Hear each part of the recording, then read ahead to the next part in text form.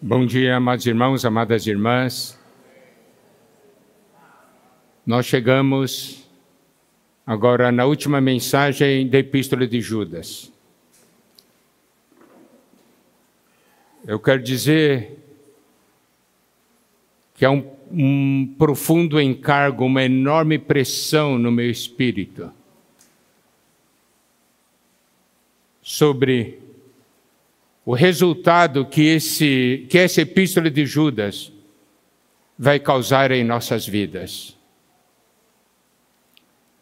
Os irmãos vão entender por quê. Você sabe que a palavra de Deus, como uma epístola como a Epístola de Judas, ela expõe a nossa situação.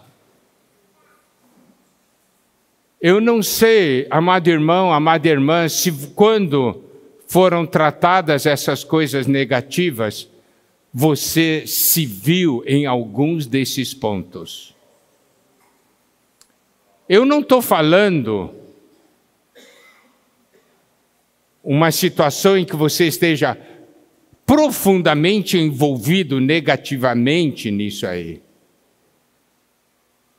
Mas se você consegue ver que em maior ou menor grau essas coisas estão dentro de nós. Você concorda comigo ou não?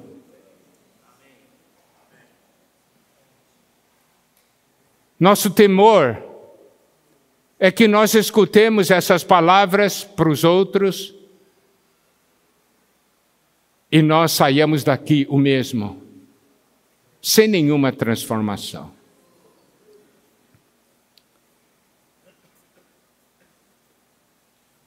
Eu quero contar uma história que é verídica. Um irmão, amigo meu, um irmão que eu amo muito, durante um tempo da sua vida, ele se tornou uma pessoa extremamente crítica, criticava tudo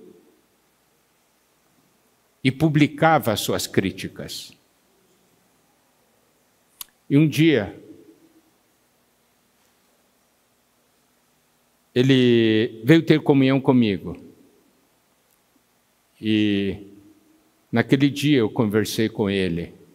Eu disse para ele: irmão, eu tenho que abrir meu coração para você, porque estou temendo muito pelo seu futuro. Ele disse: ué, por quê? Porque ele se considerava extremamente correto, por isso ele criticava, né? Ele via o erro de tudo e de todo mundo. Daí eu li para ele Mateus capítulo 7, versículos 1 e 2. Não julgueis, para que não sejais julgados. Pois com o critério com que julgardes, sereis julgados, e com a medida com que tiverdes medido, vos medirão também. Aqui nos mostra que julgar e medir os outros é uma coisa perigosa. Porque o Senhor diz, em outras palavras, a régua com que você mede os outros, eu vou medir você. E eu falei isso para esse irmão. E sabe o que aconteceu? Ele me agradeceu e me disse: Miguel, eu vi. E daquele dia em diante, ele saiu da mídia, parou de criticar. Ele foi alguém que recebeu a palavra, porque ele mudou. Entendeu? O seu falar hoje, no dia de hoje, é o mesmo falar de um dia antes da conferência? Se é o mesmo falar, tudo que você escutou foi em vão. Você mudou sua maneira de pensar? Se não mudou sua maneira de pensar, essa conferência não está produzindo resultado na sua vida. Recebemos palavras fortes dessa epístola de Judas, mas o que é que isso está produzindo em nós? Eu posso dizer, eu fui tocado. Isso aqui me comoveu. mas eu continuo pensando da mesma maneira e eu continuo falando as mesmas coisas. Sinal de que eu não mudei.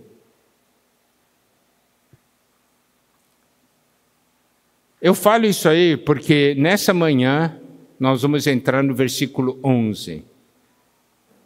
E do final de Judas, né, dos versículos, podemos dizer, dos versículos 11 até o versículo 16, ainda trata de algumas coisas negativas, mas depois ele começa a tratar o aspecto positivo. Então, nessa manhã, nós vamos ter duas partes.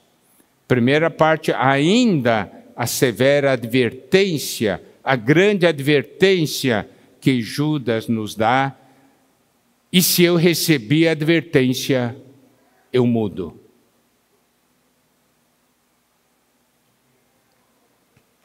Vamos ver o versículo 11,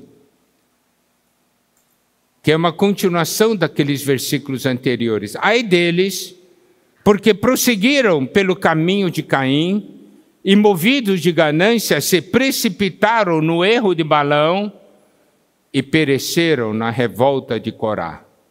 Aqui nós temos três coisas e nós vamos desenvolver esses três assuntos: o caminho de Caim, o erro de Balaão e a revolta de Coré. Você pode dizer, não, eu não tenho nada a ver com isso, isso aqui é de Caim, isso é de Balaão e esse é de Coré. Eu não sou assim. Você acha que não é assim. Se você não é assim, por que Judas escreveu isso? São três pontos. E nós vamos desenvolver esses pontos e eu espero que o Senhor nos ilumine. Primeiro, o caminho de Caim. Para isso, precisamos ir para Gênesis capítulo 4, versículos 1 a 5. Coabitou o homem com Eva, sua mulher, esta concebeu e deu à luz a Caim. Então disse, adquiri um varão com auxílio do Senhor. Depois deu à luz a Abel, seu irmão. Abel foi pastor de ovelhas e Caim, lavrador. Aconteceu que no fim de uns tempos trouxe Caim do fruto da terra uma oferta ao Senhor. Abel, por sua vez, trouxe das primícias do seu rebanho e da gordura deste. Agradou-se o Senhor de Abel e de sua oferta, ao passo que de Caim e de sua oferta não se agradou.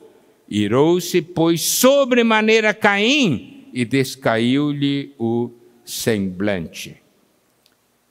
Aqui nós vemos duas pessoas, Caim e Abel.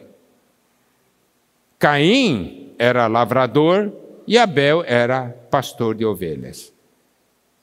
E aí eles trouxeram, cada um trouxe uma oferta ao Senhor. E ontem, na reunião de serviço à tarde, nós comentamos o versículo 4 e o versículo 5, porque diz o seguinte, Abel, por sua vez, trouxe das primícias, Caim primeiro, no versículo 3, trouxe Caim do fruto da terra uma oferta ao Senhor. Abel, por sua vez, trouxe das primícias do seu rebanho da gordura deste. Agradou-se o Senhor de Abel e de sua oferta, ao passo que de Caim e de sua oferta não se agradou. Ontem à tarde nós comentamos, geralmente quando nós lemos essa porção, a nossa noção, a nossa ideia é, Deus não se agradou da oferta de Caim e Deus se agradou da oferta de Abel, né? Esse é o nosso conceito ao ler esse versículo. Mas não é isso que o versículo diz. O que é que o versículo diz? Agradou-se o Senhor de Abel e de sua oferta. Ao passo que de Caim e de sua oferta não se agradou. Então nós podemos ver, primeiro vem a pessoa, depois a oferta. Nós damos muita ênfase à oferta, ao passo que aqui a ênfase é na pessoa.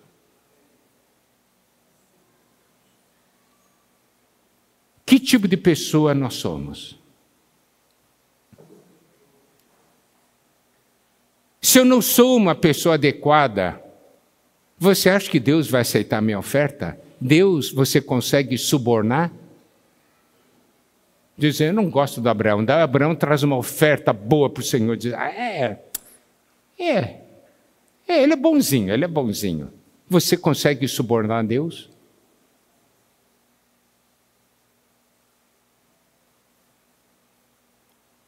Qual foi o problema aqui? Vamos ver o que a Bíblia diz, né? Algumas coisas para a gente compreender, tá bem? Gênesis 1, 29 diz assim, disse Deus ainda, eis que vos tenho dado todas as ervas que dão semente e se acham na superfície de toda a terra, e todas as árvores em que há fruto que dê semente, isso vos será para mantimento. Então nós podemos ver, Deus deu para o homem as ervas que dão semente e todas as árvores em que há fruto que dê semente. Isso era para a comida do homem. Mas o homem caiu, correto? O homem pecou. E Gênesis 3, versículo 18 e 19 diz, ela produzirá também cardos e abrolhos, e tu comerás a erva do campo. No suor do rosto comerás o teu pão, até que tornes a terra, pois dela foste formado, porque tu és pó e ao pó tornarás. Então nós podemos ver que depois da queda do homem, Deus condenou o homem a lavrar o solo e do suor do seu rosto comeria o pão. Então, se Caim era um lavrador, ele estava produzindo comida para o homem. Correto? Agora, vamos ver. Hebreus 11:4 diz, pela fé Abel ofereceu a Deus mais excelente sacrifício do que Caim, pelo qual obteve testemunho de ser justo, tendo a aprovação de Deus quanto às suas ofertas. Olha só, o testemunho de ser justo, e daí teve a aprovação de Deus quanto às suas ofertas. Por meio dela também, mesmo depois do morto, ainda fala. Aqui nos mostra que Abel ofereceu um sacrifício a Deus pela fé. Você sabe que Romanos 10, 17 diz que a fé vem pelo ouvir e ouvir a palavra de Cristo, certo? Então o que isso quer dizer? Que Adão e Eva pregaram o evangelho para os seus filhos. E aqui em Gênesis 3,15 e Gênesis 3,21, nós temos indicação da questão do evangelho que Deus mostrou a Adão e Eva. Gênesis 3,15 diz, porém inimizade entre ti e a mulher, entre a tua descendência e o seu descendente. Este te ferirá a cabeça, tu lhe ferirás o calcanhar. Versículo 21, fez o Senhor Deus vestimenta de peles para Adão e sua mulher os vestiu. Sua mulher e os vestiu. Aqui nos mostra que o Senhor, para cobrir Adão e sua mulher, ele não fez vestes de folhas.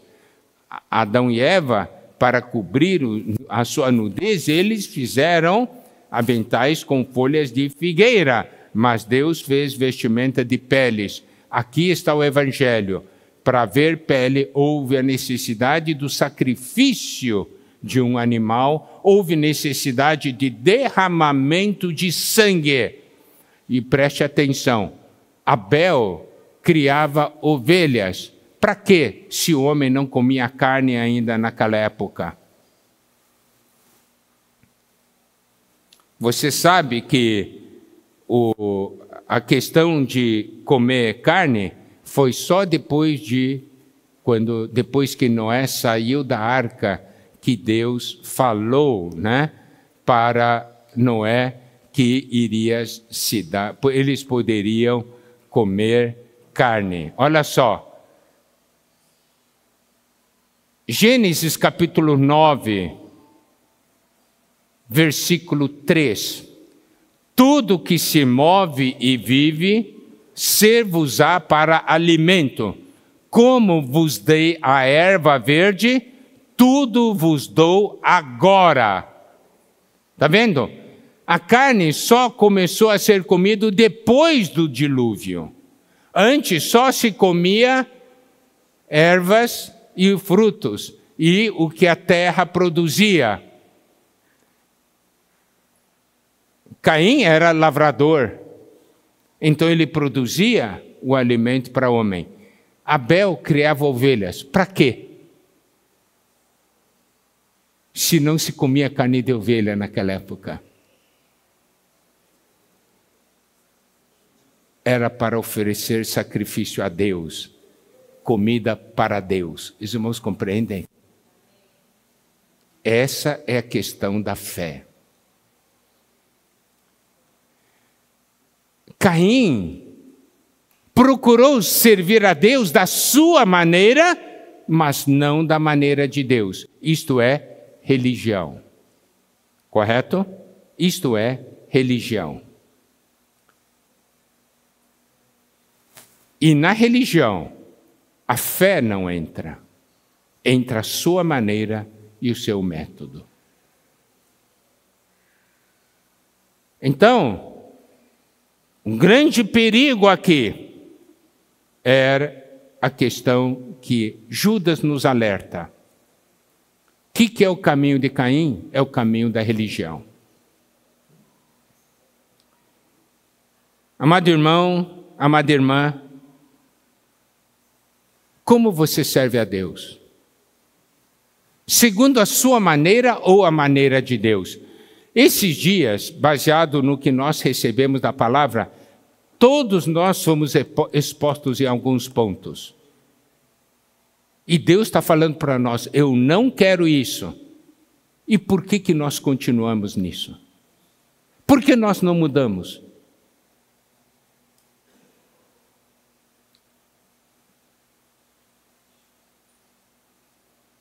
Essa questão da religião é alguma coisa terrível.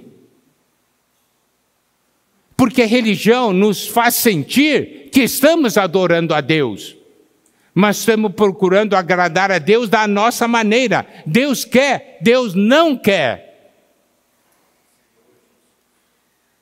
Deus não quer. Se eu quero servir a Deus da minha maneira, Deus está falando, eu não quero, eu não aceito essa sua oferta. O seu coração está com problema. Não é verdade?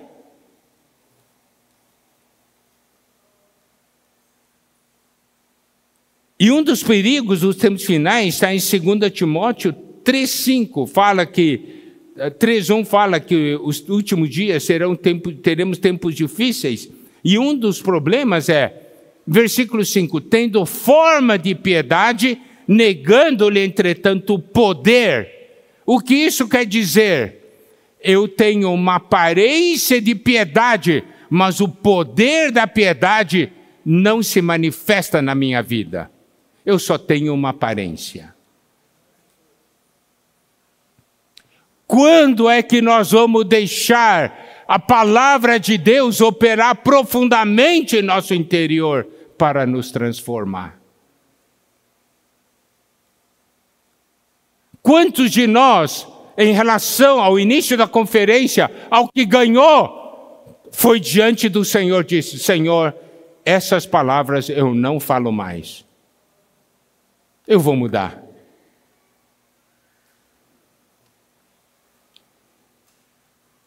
Você sabe, a religião morta é mais perigosa que o mundo. Porque o mundo, todo mundo sabe que é mundo. Mas a religião morta dá uma aparência enganosa. Então, essa questão do caminho de Caim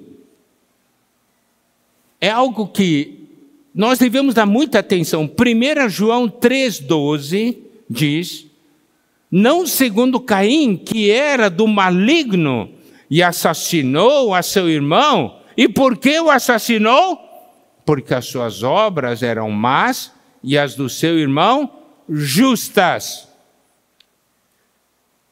As do seu irmão eram justas porque Abel nasceu assim, era muito melhor? Não, porque Abel tinha as ovelhas para sacrificar. Entendeu? Tomava o caminho de Deus que o justificava. Amados irmãos, amadas irmãs, quando é que nós vamos aceitar o caminho de Deus?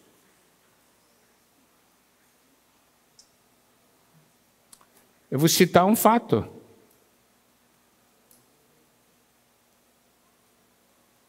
Quantos problemas existem na igreja por causa da minha religião? Certo? Se eu tenho a minha religião, você tem a sua religião, conseguimos ser um? Não. Mas se eu tomo a palavra de Deus e você toma a palavra de Deus, conseguimos ser um? Amém. Então, primeiro alerta, o caminho de Caim, que é o caminho da religião. Segundo alerta é o erro de Balaão. A história de Balaão está no livro de Números. Vamos ler Números 22, versículo 7. Vamos ver o que a Bíblia fala da questão do erro de Balaão, né? Então diz assim, em Números 22, 7. Então foram-se os anciãos dos Moabitas e os anciãos dos Midianitas, levando consigo o preço dos encantamentos, e chegaram a Balaão e lhe referiram as palavras de Balaque. Nós vamos ver depois. Era para comprá-lo, para ele amaldiçoar o povo de Israel, né? Olha só, aqui diz que eles levaram consigo o preço do encantamentos, o preço para ele amaldiçoar, certo? Mas, Números 24, 11, diz assim, agora, pois, vai-te embora para a tua casa, eu dissera que te cumularia de honras, mas eis que o Senhor te privou delas.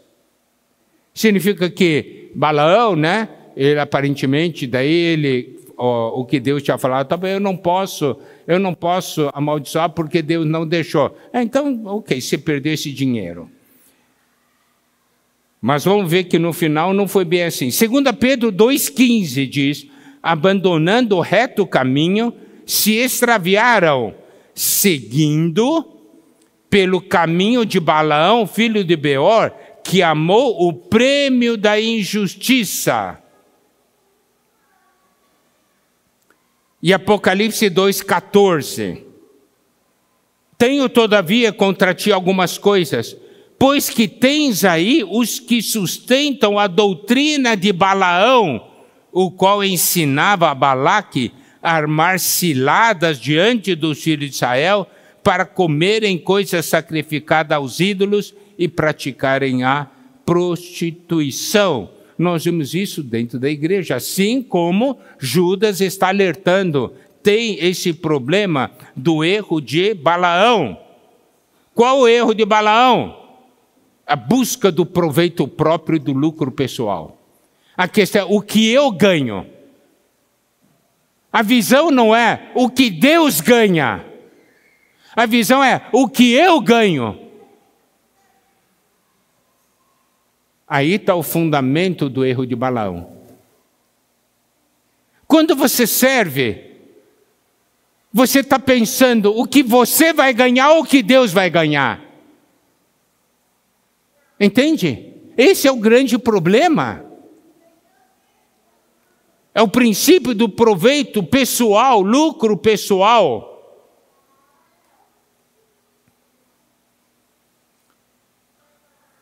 E isso aqui é um problema no nosso interior, tá? Vamos dar uma olhada em Números 22, a partir do versículo 7.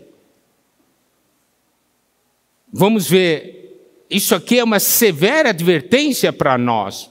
Ele diz assim: então foram-se os anciãos dos Moabitas e os anciãos dos Midianitas, levando consigo o preço dos encantamentos, e chegaram a Balaão e lhes referiram as palavras de Balaque. Balaão lhes disse: ficai aqui essa noite e vos trarei a resposta, como o Senhor me falar. Então os príncipes dos Moabitas ficaram com Balaão. Veio Deus a Balaão e lhe disse: quem são estes homens contigo? Respondeu Balaão a Deus: Balaque, rei dos Moabitas, filho de Zippor, os enviou para que me dissessem: eis que o povo que saiu do Egito cobre a face da terra. Vem agora, amaldiçoa-mo. Talvez eu possa combatê-lo e lançá-lo fora. Então, Deus perguntou: quem são esses caras aí? É o pessoal que o rei enviou, né, para que os amaldiçoasse. Então disse Deus a Balaão: não irás com eles, nem amaldiçoarás o povo, porque é povo abençoado. A resposta do Senhor está clara ou não? Está claro ou não? Não irás. Não é isso? Porque o povo, esse é um povo abençoado. Não vai não. Você não vai amaldiçoar. Versículo 13. Levantou-se Balaão pela manhã e disse aos príncipes de Balaque: tornai a vossa terra, porque o Senhor recusa deixar-me ir convosco. Tendo-se levantado os príncipes dos Moabitas, foram a Balaque e disseram: Balaão recusou vir convosco. De novo enviou Balaque príncipes em maior número e mais honrados do que os primeiros, os quais chegaram a Balaão e lhe disseram: assim diz Balaque, filho de Zippor, peço-te que não te demores em vir a mim, porque grandemente te honrarei e farei tudo o que me disseres. Vem, pois, rogo-te, amaldiçoa-me este povo. Respondeu Balaão os oficiais de Balaque: ainda que Balaque me desse a sua casa cheia de prata e de ouro, eu não poderia traspassar o mandado do Senhor meu Deus para fazer coisa pequena ou grande. Agora, pois, rogo-vos que também aqui fiqueis esta noite, para que eu saiba o que mais o Senhor me dará. Aqui o coração dele foi exposto. O Senhor já tinha dito ou não para ele não ir? Mas agora chegou o povo, chegaram esses enviados com uma tentação maior, com uma proposta maior. Diga o que você quer. A resposta dele, né? A resposta de Balaão no versículo 18, parece que ele não queria nada, mas ele estipulou o preço dele lá. Porque ele disse assim: ainda que Balaque me desse a sua casa cheia de prata e de ouro, eu não iria. Ele estava estipulando o preço, entendeu? Eu quero a casa dele cheia de ouro. Os irmãos compreenderam esse versículo? Eu vou perguntar para Deus. Precisa perguntar para Deus? Precisa? O que vocês acham? Deus já disse não.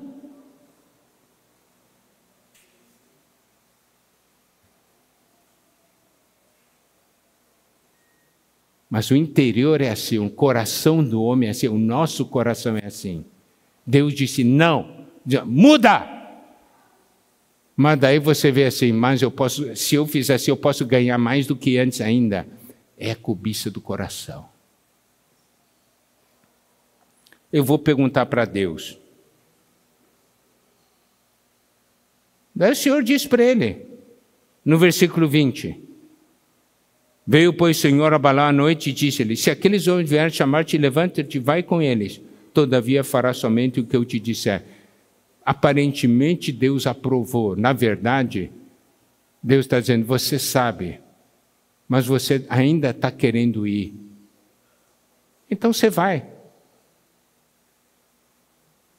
Entende? Porque Deus, a razão é que Deus queria expor o coração de Balaão.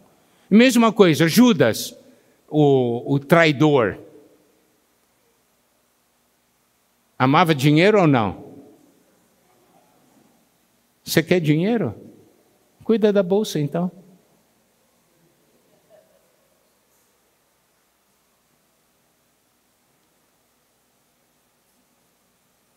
Ele quis ir, saiu no caminho, né? Montou uma jumenta e jumenta viu o anjo que queria matá-lo. Não é isso? Até o jumento falou com ele.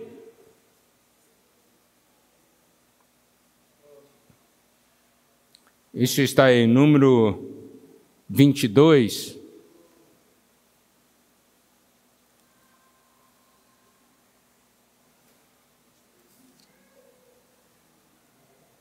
(34), né?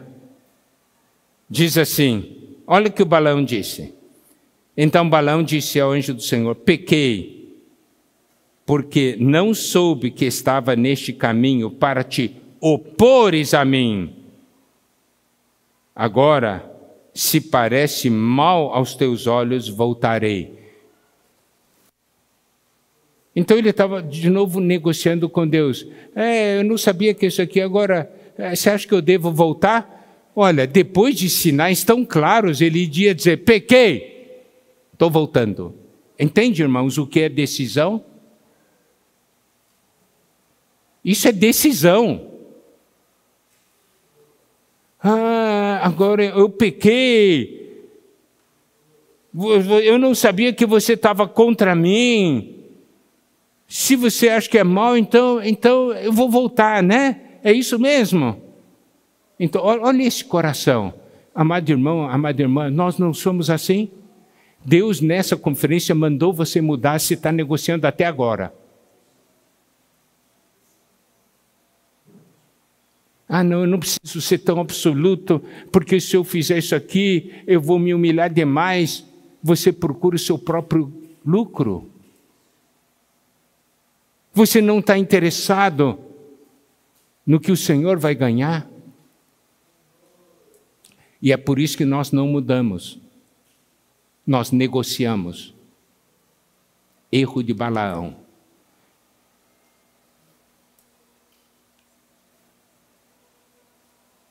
Se Deus disse não, é não. Eu não vou negociar.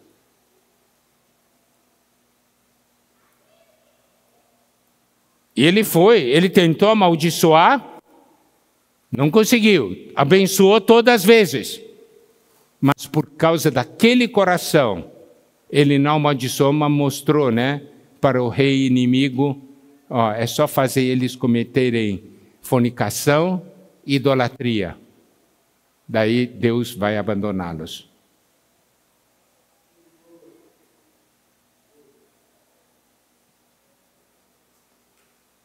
Questão do lucro próprio. Amado irmão, então, primeiro ponto, sua religião, minha religião. Segundo ponto, a busca do lucro próprio. Eu sou o centro. É o que eu vou ganhar, não é o que Deus vai ganhar. Se o preço para que Deus ganhe é a sua vida, você está disposto a pagar ou não? E quantas coisas nessa conferência, nessa comunhão, Deus já disse não, e você está lutando até agora. Terceiro ponto é a rebelião de Coré. Números 16, a partir do versículo 1. Corá, filho de Izar, filho de Coate, filho de Levi, tomou consigo a Datã e Abirão, filho de Eliabe, e Aon, filho de Pelete, filho de Ruben. Levantaram-se perante Moisés com 250 homens dos filhos de Israel, príncipes da congregação, eleitos por ela, varões de renome. E se ajuntaram contra Moisés e contra Arão, e lhes disseram, basta, pois que toda a congregação é santa, cada um deles é santo, e o Senhor está no meio deles. Por que, pois, vos exaltais sobre a congregação do Senhor? Tendo ouvido isto, Moisés caiu sobre o seu rosto e falou a Corá e a todo o seu grupo, dizendo: amanhã pela manhã o Senhor fará saber quem é dele e quem é o santo que ele fará chegar a si, aquele a quem escolher fará chegar a si. Fazei isto, tomai vós incensários, Corá e todo o seu grupo, e pondo fogo neles amanhã, sobre eles deitai incenso perante o Senhor. E será que o homem a quem o Senhor escolher, esse será santo. Basta-vos, filhos de Levi. Disse mais Moisés a Corá: ouvi agora, filhos de Levi, acaso é para vós outros coisa de somenos que o Senhor Deus de Israel vos separou da congregação de Israel, para vos fazer chegar a si, a fim de cumprirdes o serviço do tabernáculo do Senhor e estardes perante a congregação para ministrar-lhe? E te fez chegar Corá e todos os seus irmãos, os filhos de Levi, contigo? Ainda também procurais o sacerdócio?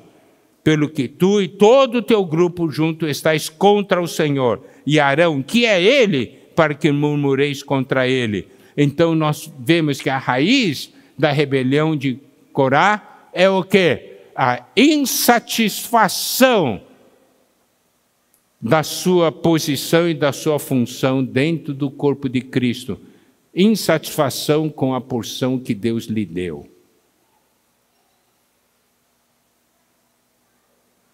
1 Coríntios 12, 18 diz: mas Deus dispôs os membros, colocando cada um deles no corpo como lhe aprouve. É Deus que coloca os membros no corpo.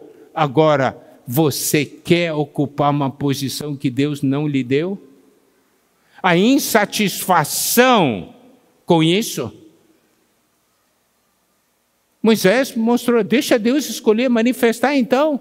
Porque a posição de Moisés e de Arão não foi uma posição que eles quiseram, foi uma posição que Deus lhes deu.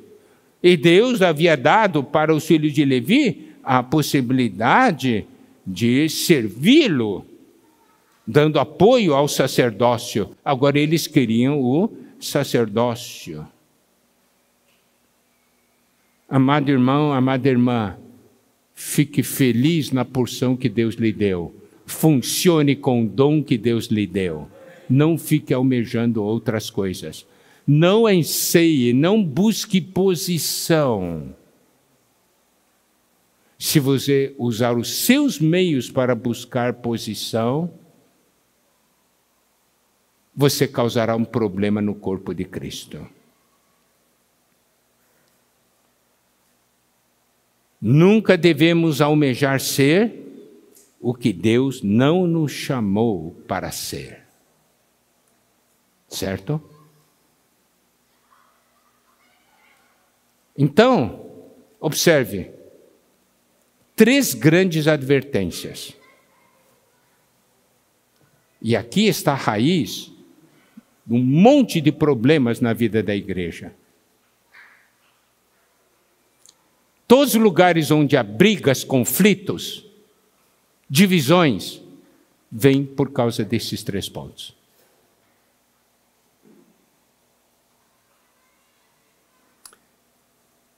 Gostaria que os irmãos olhassem, tá?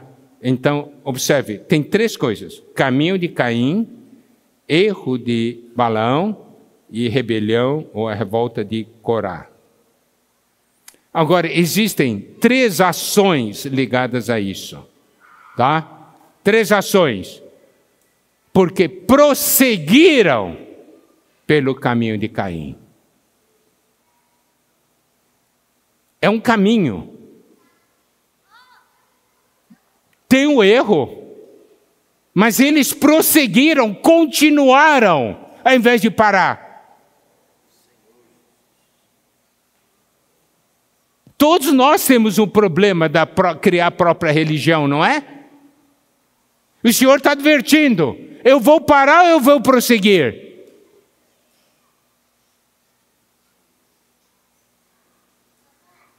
Erro de Balaão. Aqui ele diz, se precipitaram. King James atualizada de se jogaram no erro de Balaão. Está claro ali, é lucro próprio, que busca o seu próprio bem, não está preocupado com o bem de Deus, não está preocupado com o que Deus quer, o negócio aqui que vai ser para mim. Eu não quero gente que siga o Senhor, eu quero gente que me siga, entendeu? Isso é a raiz de quantos problemas? Aqui diz, ao invés de parar, se jogaram nisso.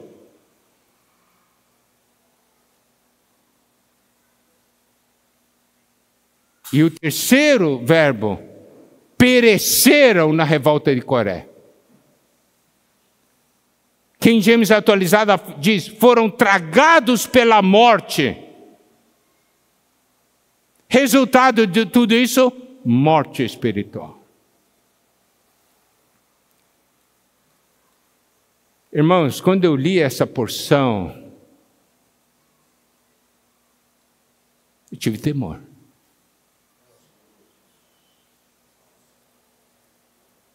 Mas sabe o que é duro? É querer prosseguir ainda. Duro é você ainda se lançar nisso quando deveria parar.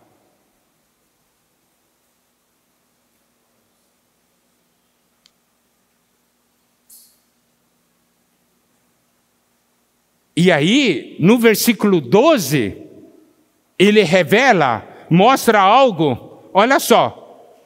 Estes homens, que exatamente esses que estão no caminho de Caim, no erro de Balaão e na revolta de Corá, estes homens são como rochas submersas em vossas festas de fraternidade, banqueteando-se juntos, sem qualquer recato, pastores que a si mesmos se apacentam, nuvens sem água, impelidas pelos ventos, árvores em plena estação dos frutos, destes desprovidas, duplamente mortas, desarraigadas.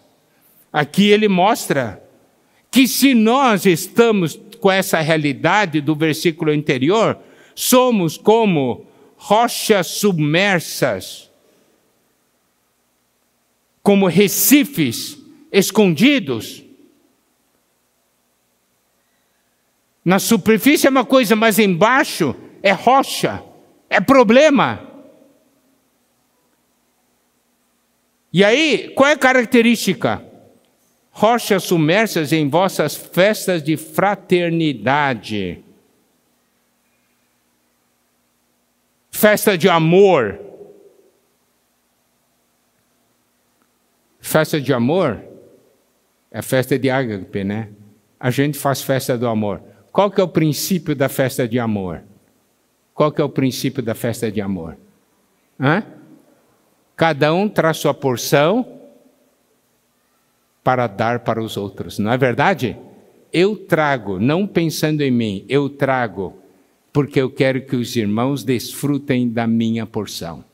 Esse é o princípio da festa do amor. Eu trago para dar para os outros, da porção que Deus me deu, não é? Esse é o princípio da festa do amor. Daí todos comem juntos, todo mundo traz, todo mundo desfruta. Mas olha aqui, esses homens que são como rochas submersas, eles estão na festa de fraternidade, que é a festa do amor, banqueteando-se juntos, sem qualquer recato, pastores que a si mesmos se apacentam. Mas por que eles estão na festa do amor? É para dar? Não, ele está na festa do amor porque ele só quer cuidar de si mesmo. São pastores que a si mesmos se apacentam. Isso aqui, eu tenho que pegar para mim, eu tenho que pegar para mim, eu tenho que pegar para mim. Irmãos, o princípio da festa do amor é, eu tenho que pegar para mim, ou o princípio é, eu quero dar. Qual que é o princípio?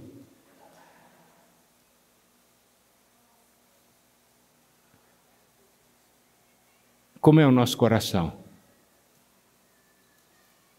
Mesmo nas reuniões. Você veio só para receber? Ou veio para dar?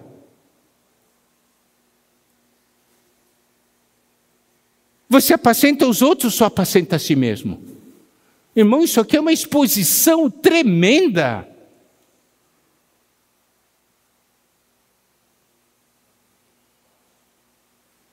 E olha só, 1 Coríntios 11, versículo 17, Paulo diz para os coríntios: nisto, porém, que vos prescrevo, não vos louvo, porque vos ajuntais não para melhor, e sim para pior. Você acredita? Paulo diz assim, a princípio, quando nós nos ajuntamos, é para melhor, não é verdade? Eu vou lá encontrar com os irmãos, vou me reunir com os irmãos. É para quê? É para melhor. Paulo diz, você se ajunta é para pior.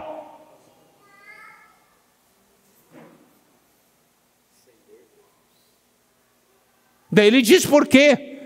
11:20, 1 Coríntios 11:20. Quando, pois, vos reunis no mesmo lugar, não é a ceia do Senhor que comeis, porque ele tinha o seguinte costume, vai ter a ceia do Senhor, então eles chegavam antes, faziam uma festa do amor, e depois, juntos desfrutavam da ceia do Senhor. Não é maravilhoso, Juntos como uma família, festa do amor, eu estou trazendo para dar para os irmãos, para que os irmãos ganhem a minha porção, todos vão comendo, desfrutando de todos, e depois juntos a ceia do Senhor. Que maravilha! Mas ele disse, quando vos reunis no mesmo lugar, não é a ceia do Senhor que comeis. 21, porque ao comerdes, cada um toma antecipadamente a sua própria ceia, e há quem tenha fome, e ao passo que há também quem se embriague. Não tendes, porventura, casas onde comer e beber, ou menosprezais a igreja de Deus, e envergonhais os que nada têm? Que vos direi? Louvar-vos-ei? Nisto certamente não vos louvo. Mas o que acontecia?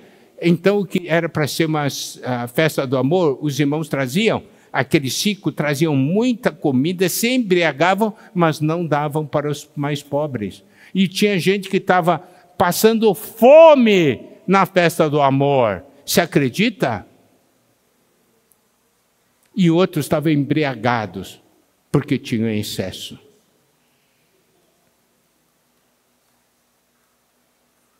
Como é a nossa vida da igreja?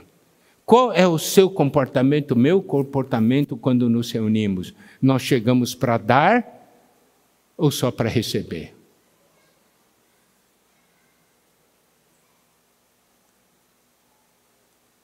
Paulo diz, eu não vos louvo. O princípio de Deus, por quê? Porque são aqueles que querem cuidar só de si mesmos, não cuidam do corpo, cuidam só de si. Eu estou falando isso, irmãos e irmãs, porque é isso que causa dano no nosso meio. Em maior ou menor grau, entendeu? Mas a raiz está aqui. 2 Coríntios 8, versículos 12 a 15. Porque se a boa vontade será aceita conforme que o homem tem, e não segundo o que não tem. Porque não é para que os outros tenham alívio e vós sobrecarga, mas para que haja igualdade, suprindo a vossa abundância no presente a falta daqueles, de modo que a abundância daqueles venha suprir a vossa falta e assim haja igualdade. E ele diz assim, como está escrito, o que muito colheu não teve demais, e o que pouco não teve falta. Esse é o princípio da vida da igreja. Esse é o princípio da festa do amor. 1 João 3,16, nisso conhecemos amor, que Cristo deu a vida por nós, devemos dar a nossa vida pelos irmãos. E aqui ele mostra, aqueles que estão apacentando a si mesmos, são como nuvens sem água, impelidas pelo vento.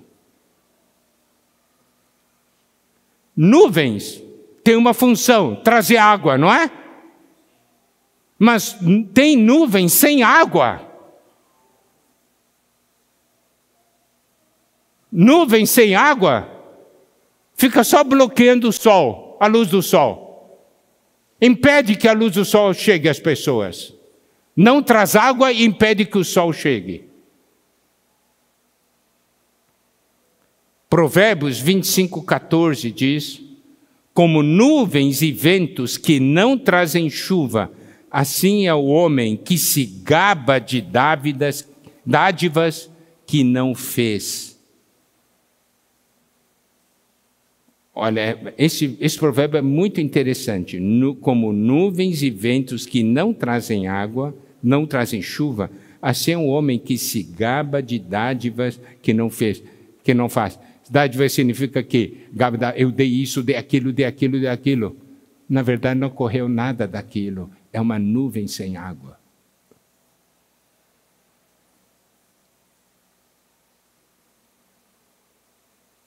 Amado irmão, amada irmã, você é uma nuvem com água ou sem água?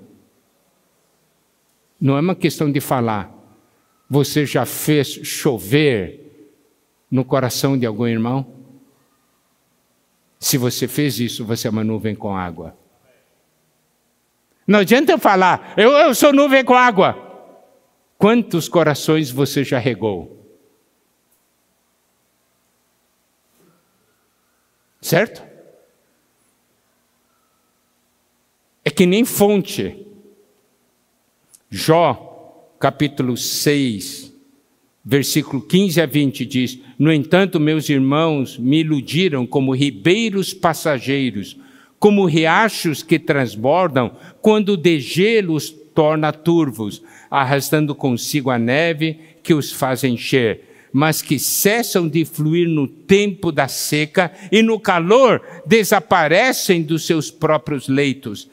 As caravanas que se desviam de suas rotas sobem para lugares desertos e vão de encontro à morte, porque buscam a água. As caravanas de Temá contemplam com esperança os mercadores de Shevá, Sabá, sentem-se envergonhados por terem depositado confiança e ao chegar ali se deparam com a frustração. Aqui fala desses ribeiros passageiros na época do degelo, né? Na época onde o gelo se derrete e aí tem aquele montão de água, o cara diz, quanta água, mas é tudo passageiro.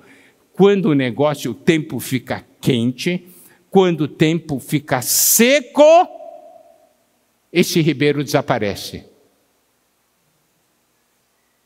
É a mesma coisa, você é guarda-chuva no dia bom, no dia que chove, seu guarda-chuva desaparece. Irmãos, entendem? E teve caravana, diz, ali tem um ribeiro que é muito bom, e quando chega lá, está tudo seco.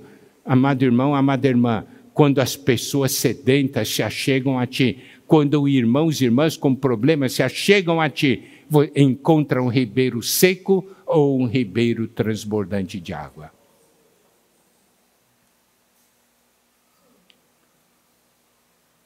Vamos lembrar que João 4,14, o Senhor diz, aquele, porém, que beber da água que eu lhe der, nunca mais terá sede. Pelo contrário, a água que eu lhe der será nele uma fonte a jorrar para a vida eterna. E João 7, 37 a 39, né, o Senhor diz, quem crer em mim, como diz a Escritura, do seu interior fluirão rios de água viva. Então, nuvem sem água. E aí, ele ainda no versículo 12 de Judas fala, árvores em plena estação de frutos, destes desprovidas, duplamente mortas, desarraigadas. Chega a estação do outono, que é a estação da frutos, as árvores deveriam dar fruto, né? Mas essa árvore não dá fruto. Caiu as folhas, deveriam ficar os frutos, não tem fruto nenhum. É uma árvore que só recebe, não dá nada.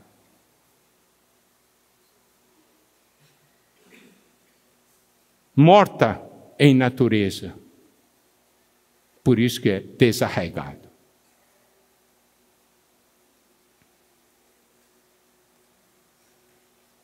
Mas aquele que busca o Senhor é como árvore plantada junto à corrente de águas, que no devido tempo dá o seu fruto, cuja folhagem não murcha, tudo quanto ele faz será bem sucedido. Isso está em Salmo 1, versículo 3, e Jeremias 17, versículos 7 e 8 diz: bendito o homem que confia no Senhor, cuja esperança é o Senhor, porque ele é como árvore plantada junto às águas, que estende as suas raízes para o ribeiro, não receia quando vem o calor, sua folha fica verde, e no ano de sequidão não se perturba nem deixa de dar fruto. Amado irmão, amada irmã, que tipo de árvore você quer ser?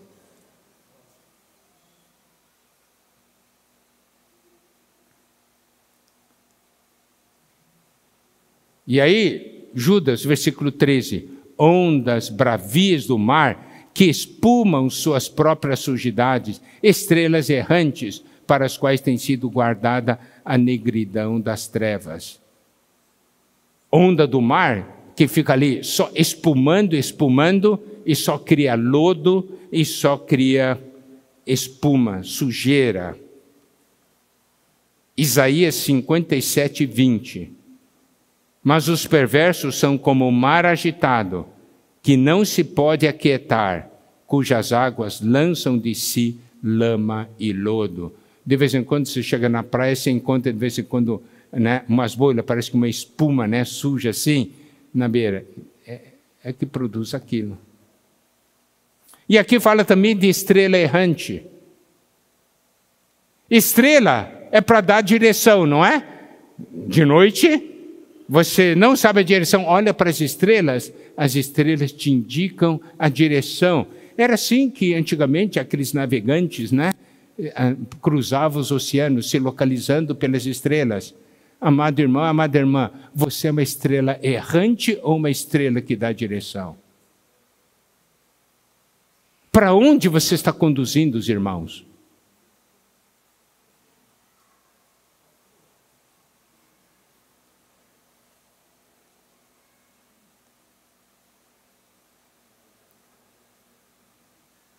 Judas, versículo 14, diz assim, 14 e 15. Quanto a estes, foi que também profetizou Enoque, o sétimo depois de Adão, dizendo: eis que veio o Senhor entre suas santas miríades para exercer juízo contra todos e para fazer convictos todos os ímpios acerca de todas as obras ímpias que impiamente praticaram e acerca de todas as palavras insolentes que ímpios pecadores proferiram contra ele. Então aqui, esse é o versículo que nos vincula ao final dos tempos. O Senhor virá com suas santas miríades e vai julgar. Ele vai julgar o quê? Presta atenção, o versículo 15. As obras ímpias que impiamente praticaram. Ele vai julgar nossas obras. O que nós estamos fazendo? E acerca de todas as palavras insolentes que ímpios pecadores proferiram contra ele. Amado irmão, amada irmã, o Senhor virá julgar o que nós fazemos e o que nós falamos.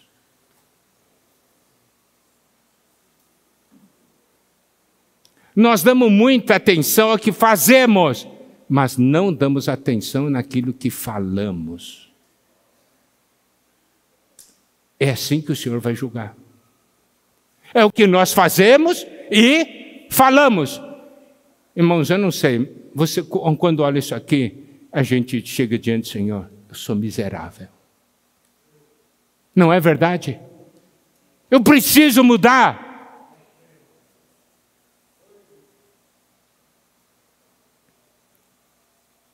E o 16 diz, os tais são murmuradores, descontentes, andando segundo suas paixões, a sua boca vive propalando grandes arrogâncias, são aduladores dos outros por motivos interesseiros. Murmuração, descontentamento, andar segundo suas paixões, de acordo com a sua própria vontade. A boca fica falando arrogâncias, aduladores dos outros. motivos interesseiros, fala a palavra bonita para ganho próprio. Então, até aqui, há uma exposição muito forte, mas louvado seja o Senhor, pelo versículo 17. Vós, porém, amados. Aleluia. Ele está dizendo, você que é amado, não seja assim. Não seja assim. Vós, porém, amados, lembrai-vos das palavras anteriormente proferidas pelos apóstolos de nosso Senhor Jesus Cristo. Lembre-se das palavras do Senhor. Lembre-se das palavras dos apóstolos do Senhor. E os quais vos diziam, versículo 18, no último tempo haverá escarnecedores, andando segundo as suas ímpias paixões. Olha só, a palavra que foi dita é que no último tempo haverá escarnecedores, homens andando segundo suas paixões. São estes os que promovem divisões sensuais. Esses sensuais é psíquico, significa vivem de acordo com a alma, totalmente com o sentimento da alma, que não tem o espírito. Isso aqui é uma grande advertência para nós. Por quê? Porque aqui diz que promovem divisões. Amado irmão, amada irmã, onde você vai? Você traz reconciliação, unidade, ou você causa divisão? Quando você visita um irmão, a sua comunhão com esse irmão traz unidade, faz esse irmão amar mais os outros, ou você faz o irmão dividir-se do outro? Por quê? Sensuais, psíquico, vive segundo a alma. E aqui diz, não tem o Espírito. Não quer dizer que ele não tem, ele tem o Espírito humano, tá certo? Ele recebeu o Espírito de Deus, mas acontece que, quando fala que não tem o Espírito, é alguém que não usa o Espírito. Quem usa o Espírito não causa divisão.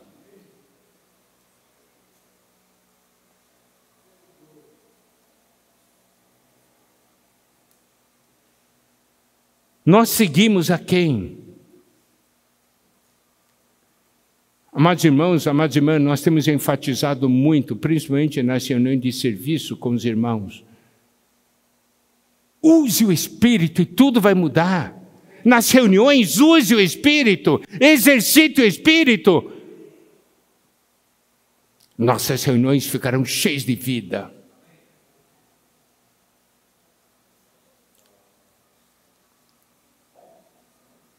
Aquele homem que é sensual, psíquico, ele é guiado pelos seus sentidos físicos de maneira egoísta. É por isso que causa divisão. Quem vive no Espírito pensa nos interesses de Deus.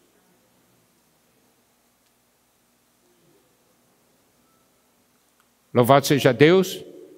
Entramos daí nas palavras que realmente são os que realmente vai nos levantar agora, é o que nós precisamos seguir. Vós, porém, amados, edificando-vos na vossa fé santíssima. Aleluia! Nós não seguimos esses caminhos, porque esses caminhos causam divisão. Nós vivemos para edificação. Essa é a diferença. Edificação. E edificação, aqui diz, na fé, nesse fundamento da palavra de Deus, e a fé aqui é santíssima. Ela é santíssima porque é totalmente diferente e separado de todas aquelas coisas negativas que vieram antes.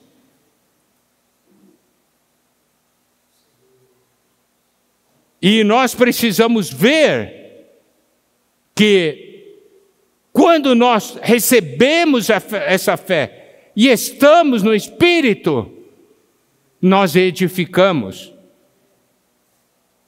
E aqui diz claramente como nós edificamos, orando no Espírito Santo. Amém? Puxa, não é uma questão de eu ficar falando palavras interesseiras, coisas assim.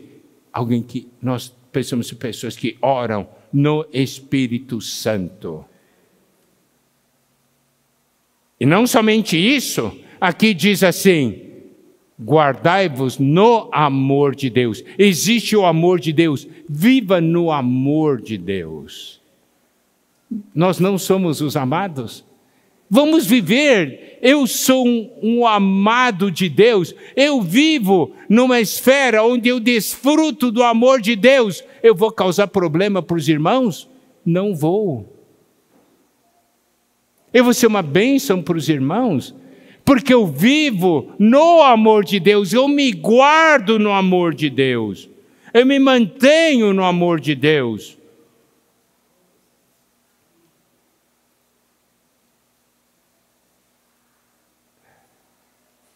Quando nós nos edificamos, nós ajudamos uns a outros a permanecer no amor de Deus. Amém? Quando estamos assim, daí o que acontece? Guardai-vos no amor de Deus, esperando a misericórdia de nosso Senhor Jesus Cristo. Eu espero pela misericórdia, porque eu sei quem eu sou, e eu dependo do Senhor. Amém? Eu sou miserável. A misericórdia é para o miserável.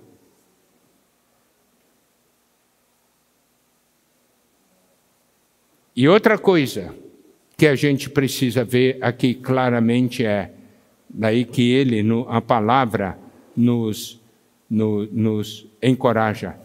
Compadecei-vos de alguns que estão na dúvida. Tem muitos irmãos e irmãs que hoje estão na dúvida. Nós precisamos ter compaixão desses irmãos. Não é condenar. Não é condenar. É ter compaixão. Eu quero falar uma outra coisa que me impressionou muito. Servos de Deus um dia falaram para nós o seguinte: se você critica alguém, você perdeu a base para interceder por essa pessoa. Não pense assim, eu estou criticando, eu critico o Robson, depois eu falo para o não, eu oro pelo Robson, Tem uma coisa errada, né? Não tem? Como eu posso orar por ele se o meu coração para ele é de crítica e não de compaixão?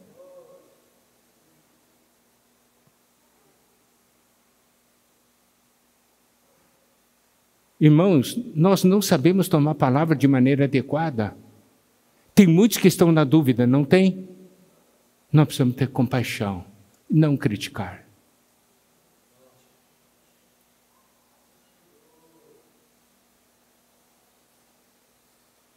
Se você tem compaixão, você não vai abandonar. Você vai perseverar. Você vai amar.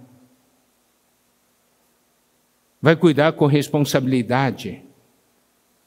Tem outros que estão numa situação mais desesperada, estão já dentro do fogo. Aqui diz, salvai-os, arrebatando-os do fogo. Ação desesperada.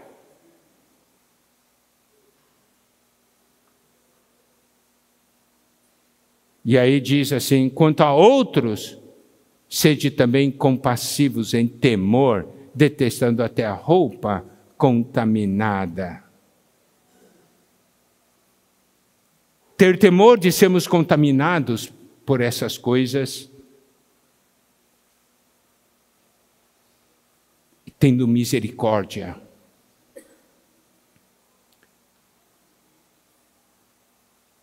E aí nós chegamos no versículos 24 e 25, que é a conclusão. E que nos enche de força e coragem.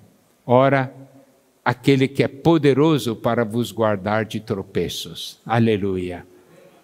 Existe alguém que é poderoso para nos guardar no meio de toda essa situação e de todas essas coisas.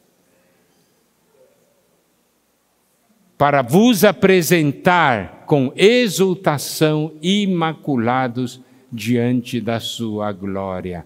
Ele não somente nos guarda de tropeço, que é uma questão negativa, mas Ele trabalha em nós e é capaz de nos apresentar com exultação, imaculados diante da sua glória. Revista e Corrigida diz: aquele que é poderoso para vos guardar de tropeçar e apresentar-vos irrepreensíveis com alegria perante a sua glória.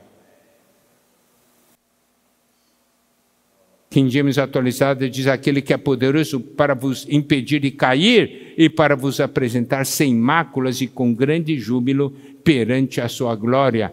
Então o Senhor opera em nós dos dois lados, nos impede de cair em tropeço e, por outro lado, nos preparando para sermos apresentados a Ele. E aí termina: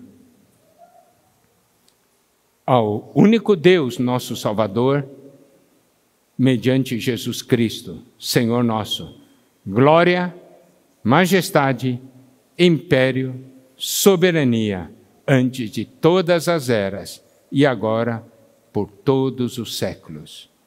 Quando ele diz: ao nosso Deus seja a glória, a majestade e império, não é que nós sejamos capazes de dar isso a Ele, mas é que nós reconhecemos isso nele.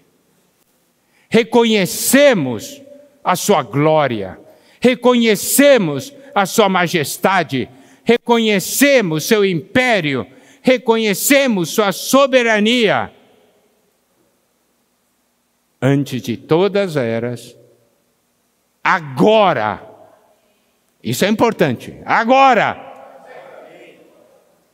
e por todos os séculos. Amém.